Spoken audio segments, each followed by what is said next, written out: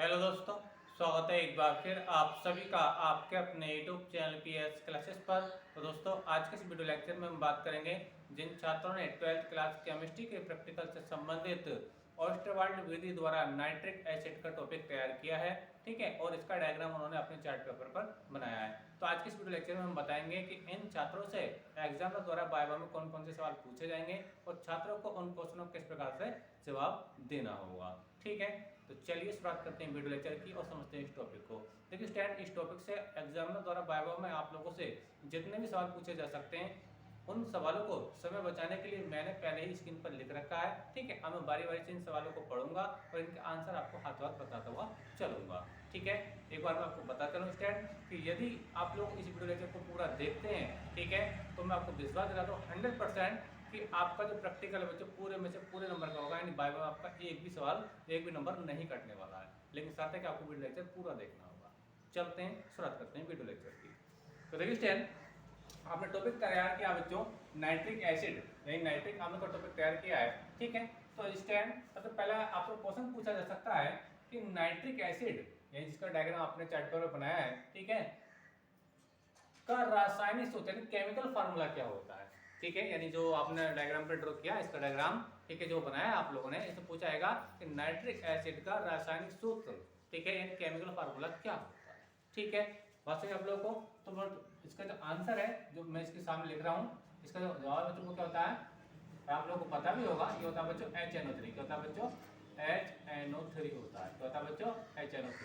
यानी nitric acid यानी nitric अम्ल का जो रासायनिक सूत्र होता है क्या होता है? HNO3 होता है। तो ये आप इतना बताएंगे और आपका जवाब पूरा हो जाएगा क्वेश्चन का। ठीक है, अच्छा नेक्स्ट क्वेश्चन की ओर बढ़ते हैं। नाइट्रिक एसिड का अणु भार यानी मॉलिक्यूलर वेट कितना होता है, यानी जो आपने नाइट्रिक एसिड यानी HNO3 बनाया है इसका अणु भार कितना होता है वो आपसे पूछा जा सकता है। ठीक है, तो देखिए स्टूडेंट, इसका जो अणु भार होता है वो होता है 63। कितना होता है बच्चों? 63 होता है। कैसे निकालते हैं, कैसे में पता चलता है 63 आता है? चलिए समझाता हूँ। तो देखिए स्टूडेंट, फार्मूला तो स्क्रीन पर लिख रखा है। तो इसमें देखिए हमें इनका अणुभार देखने होते हैं। तो हाइड्रोजन का अणुभार तो बच्चों 1 होता है। कितना होता है? 1 होता है। ठीक है, नाइट्रोजन का कितना होता है बच्चों? 14 होता है। कितना होता है? 14 होता है। ठीक है, अच्छा ऑक्सीजन का होता है 16, लेकिन ऑक्सीजन के 3 एटम है तो 3 को बच्चों मुझे 16 से मल्टीप्लाई करना पड़ेगा। तो इनको ऐड करेंगे बच्चों कितना हो जाएगा? ये आपका 15 हो जाएगा और 16 के कितना हो जाएगा बच्चों? आपको ये 48 हो जाएगा। दोनों को जोड़ेंगे बच्चों कितना आएगा? 63 आ जाएगा, यानी 63 आ जाएगा। तो इसमें मैंने आपको क्या बताया कि नाइट्रिक एसिड का जो अणुभार होता है वो कितना होता है बच्चों? 63 होता है। कितना होता है? 63 एंड 63 होता है। ठीक है, समझ में आ गया होगा आप लोगों को। ठीक है, अच्छा अब आगे चलते हैं क्वेश्चन नंबर 3 की ओर। बच्चों क्वेश्चन नंबर 3 क्या है? नाइट्रिक एसिड किस प्रकृति का होता है? प्रकृति का मतलब इसमें यहाँ पूछा जाता है बच्चों कि अम्लीय होता है कि क्षारीय होता है। नाइट्रिक एसिड की प्रकृति कैसी होती है? अम्लीय होती है कि क्षारीय होती है? ऐसे ही पूछ सकता है। ठीक है, प्रकृति का मीनिंग ये होता है कि अम्लीय होता है कि क्षारीय होता है, यानी बेस है कि या एसिड है। तो नाम में आ रहा है देखिए नाइट्रिक एसिड, नाइट्रिक अम्ल, जैसी बात है क्या ये एक अम्ल है? क्या बच्चों? अम्ल है। ठीक है, तो इसका जो आप जवाब देंगे कि इसकी नाइट्रिक एसिड की प्रकृति होती है बच्चों कैसी होती है? इसकी प्रकृति होती है बच्चों अम्लीय।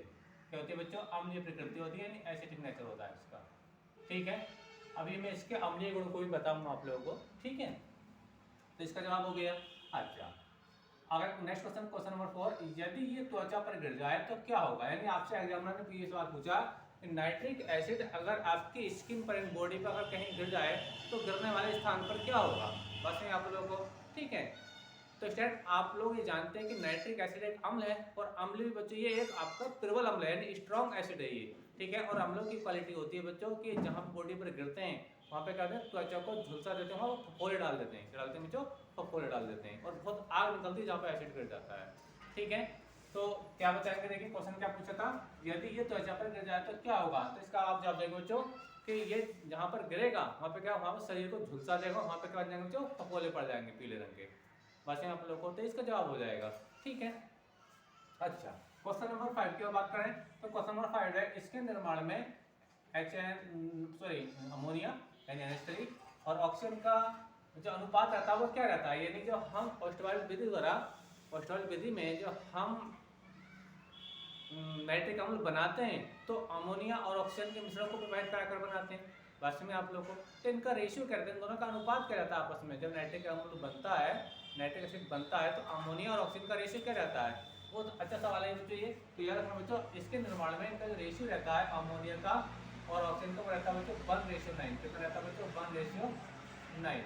ठीक है, ये इसका रेशियो रहता है। इसका मीनिंग क्या होता है? चलिए इसका अनुपात का देखिए, अगर आपके पास 100 ग्राम नाइट्रिक एसिड है, कितना बच्चों? 100 ग्राम नाइट्रिक एसिड है, तो 10 ग्राम तो आप उसके अंदर अमोनिया होगा और 90 ग्राम कौन होगा बच्चों? उसके अंदर आपका ऑक्सीजन होगा। बस है आप लोगों को, ठीक है। इसका मतलब होता है 1:9, यानी 10 ग्राम कौन होगा आपका? 100 ग्राम नाइट्रिक एसिड है 100 ग्राम, तो 10 ग्राम होगा बच्चों आपका अमोनिया और 90 ग्राम होगा बच्चों आपका ऑक्सीजन। समझ में आप लोगों को? तो ये इसका मीनिंग हुआ। तो बस आपको क्या रखना, रेशियो याद रखना, इनका अनुपात याद रखना है। किसका? अमोनिया का और ऑक्सीजन कितना 1:9 आप बताएंगे, ठीक है। अच्छा, क्वेश्चन नंबर बच्चों 6 की बात करें, इसके निर्माण में किस उत्प्रेरक का प्रयोग करते हैं? यानी जब हम नाइट्रोस्ट वाली विधि में नाइट्रिक एसिड को बनाते हैं, ठीक है, तो हम उत्प्रेरक क्या लेते हैं बच्चों? हमारे लेते हैं प्लेटिनम। क्या लेते हैं बच्चों? प्लेटिनम। याद रखना, क्या लेते हैं बच्चों?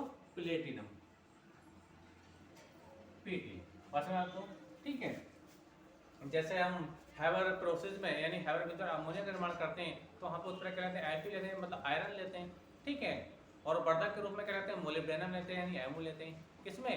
हैवर विधि द्वारा जब अमोनिया का निर्माण करते हैं, ठीक है। अपना टॉपिक क्या है? नाइट्रिक एसिड है, ठीक है, नाइट्रिक एसिड है। तो जब हम इसको बनाते हैं, ठीक है, तो हम किस उत्प्रेरक का यूज करते हैं बच्चों? हम प्लेटिनम को यूज करते हैं। उत्प्रेरक के रूप में कौन यूज करते हैं बच्चों? प्लेटिनम के रूप में। किसको यूज करते हैं उत्प्रेरक के रूप में? प्लेटिनम। याद रखना इसका, ठीक है। और हैवर विधि अगर पूछ लिया जाए तो उसके लिए उत्प्रेरक आपका ऐसे ही रहता है, ठीक है। अच्छा, आगे देखिए बच्चों, आगे क्या है? इसके उपयोग, यानी कि किस काम आता है? आपसे जनरली सवाल पूछा जाएगा जब ये आपने बनाया डायग्राम पे, तो एग्जाम साहब आपसे पूछेंगे किस काम आता है, इसके उपयोग बताने हैं, ठीक है। बस मैं आप लोगों को, तो बच्चों इसका उपयोग मैं बता रहा हूँ, 2-3 उपयोग बताऊंगा, आप 2 ही बताएंगे तो काम चल जाएगा, ठीक है। पहला उपयोग आप बताएंगे बच्चों इसका, पिक्रिक अम्ल। क्या बना है बच्चों? पिक्रिक अम्ल, ठीक है, जो विस्फोटक पदार्थ होता है, ठीक है। बस मेरी तो पहला आप बताएंगे पिक्रिक अम्ल बनाने में इसका यूज करते हैं। दूसरा आप बता सकते हैं बच्चों इत्र, इत्र होता है, इत्र जो छिड़कने वाला था, इसमें भी इसका यूज होता है, ठीक है। तो कम से कम 2 उपयोग आप बता सकते हैं स्टूडेंट, ठीक है। तो मैंने आप 2 उपयोग आपको बताया किस काम आता है। एक तो पिक्रिक अम्ल जो एक विस्फोटक पदार्थ है, उसको बनाने के काम में आता है, ठीक है। और दूसरा आपका इत्र बनाने के काम में आता है, ठीक है। अच्छा, नेक्स्ट बात करते हैं, देखिए क्वेश्चन नंबर 8 की, सधूम नाइट्रिक अम्ल क्या होता है? सधूम नाइट्रिक अम्ल क्या होता है? सधूम नाइट्रिक अम्ल क्या होता है? देखते हैं।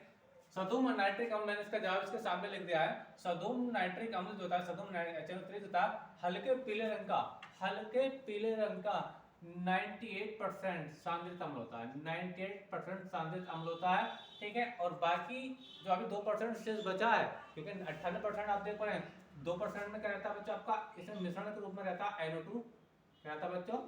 NO2 रहता है, और साथ में रहता है आपका बच्चों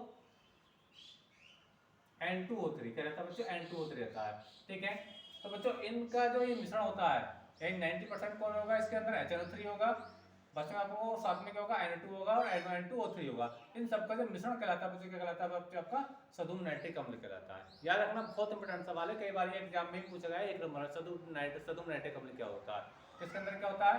ये हल्के पीले रंग का क्या होता है? सांद्रित अम्ल होता है, जिसमें 98% तो रहता है आपका HNO3 और बाकी शेष के रूप में क्या रहता है?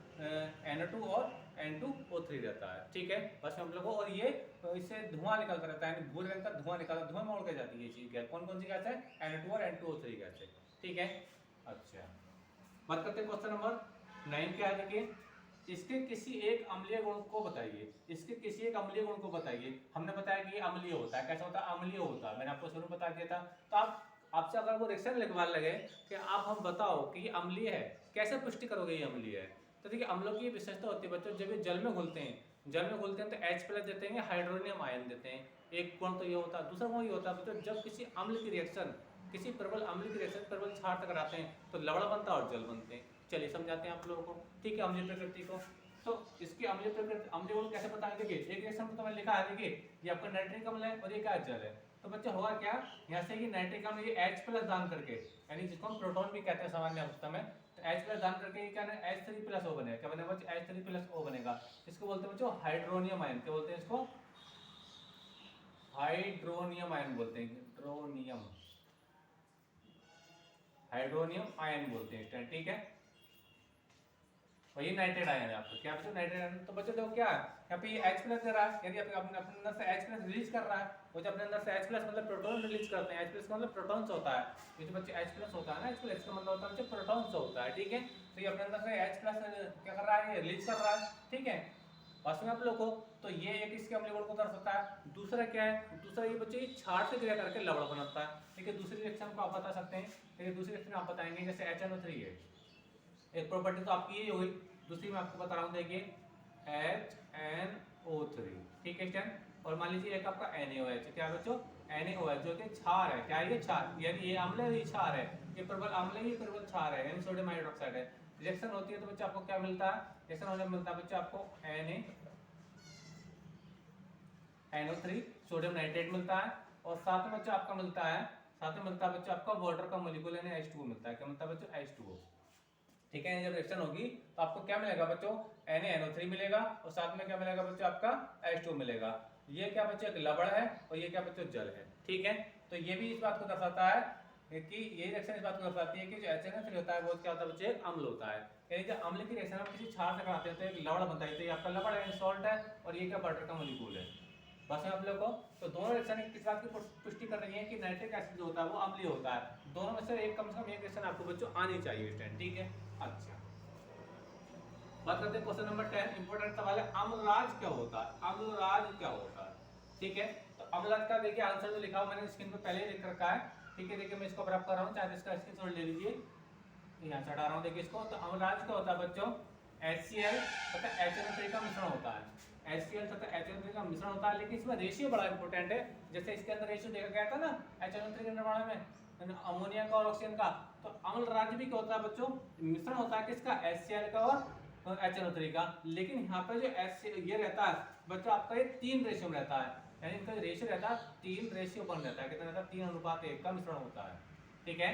यानी अम्ल जो अम्लराज होता है स्टूडेंट, वो क्या होता है, HCl तथा HNO3 का 3:1 का बना हुआ मिश्रण होता है। यानी इसका जो मिश्रण होगा, इस मिश्रण को ही बच्चों हम क्या बोलते हैं बच्चों, अम्लराज बोलते हैं। क्या बोलते हैं बच्चों, अम्लराज बोलते हैं। यानी ये जो मिश्रण बनेगा इन दोनों का मिश्रण, ठीक है स्टूडेंट, किस किस का, HCl और HNO3 का, यही मिश्रण क्या कहलाएगा बच्चों, अम्लराज कहलाता है। क्या बच्चों, अम्लराज कहलाता है, ठीक है स्टूडेंट। तो ये जो सम सवाल में 10 क्वेश्चन स्टूडेंट आप लोगों को बताएं इस टॉपिक से संबंधित, अगर आप इस सवालों को रट लेंगे तो उम्मीद करता हूं बच्चों कि एग्जाम में इससे बाहर कहीं नहीं पूछेंगे आप लोगों से, इतना इस टॉपिक से पूछा जाएगा, ठीक है। तो उम्मीद करता हूँ सारे मेरे क्वेश्चन आपको समझ में आए होंगे, उनके जवाब भी आपको समझ में आए होंगे। वीडियो लेक्चर कैसा लगा कमेंट करके जरूर बताइए। चैनल पर नए तो चैनल को सब्सक्राइब कर लीजिए। मिलेंगे नेक्स्ट वीडियो में किसी नेक्स्ट टॉपिक के साथ, तब तक के लिए धन्यवाद। Best of luck.